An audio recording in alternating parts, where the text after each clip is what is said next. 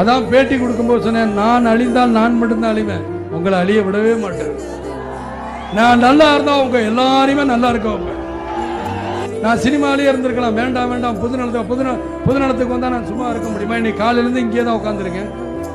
மத்தியானம் சாப்பிட போனா என்ன பண்ண முடியும்? சாப்பிட போகலாம்னா எல்லா இடத்துலையும் தடுத்து நிறுத்தப்பட்டிருக்கு.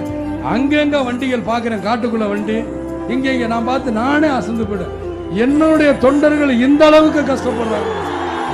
என்னையா காசு காசு காசு பணம் அடப்புவமையா நீங்களும் உங்க காசு என்னையா கோடி கோடியா சேர்த்து வச்சு எங்கயா கொண்டு போறீங்க?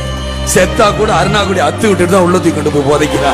காசு கிடையாது, ஒண்ணு கிடையாது. கலைஞர் புரட்சி கலைஞர் அவர்கள் நல்லாசி பெற்ற நமது உரிமை மீட்க மக்கள் நலனுக்காக வாக்களிப்பீர் உதயசூரியன் முரசு சின்னத்திற்கு. கலைஞர் புரட்சி கலைஞர் அவர்கள் நல்லாசி பெற்ற நமது உரிமை மீட்க மக்கள் நலனுக்காக வாக்களிப்பீர் உதயசூரியன் முரசு சின்னத்திற்கு. மக்களுக்காகவே வாழ்ந்த மாமனிதர் கேப்டனின் சின்னம் கொட்டும் முரசு. வாக்களிப்பீர் கொட்டும் முரசு. கடவுளுக்கிணையா உதித்த வரும் கேப்டன் தான். உன்னை போல் வாழ்ந்த அண்ணன் மறைந்ததென்